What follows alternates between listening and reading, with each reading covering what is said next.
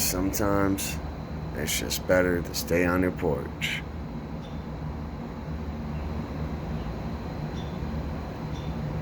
You should have seen it earlier.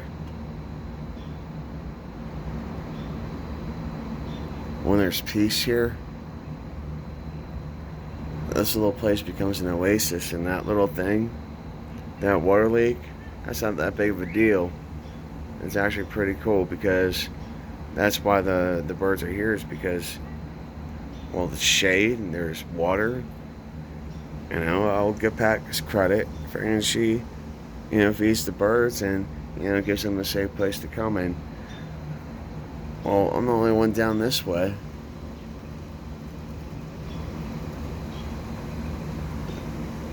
Maybe they're seeing something I don't see. Anyways, sometimes it's just better to stay on your porch.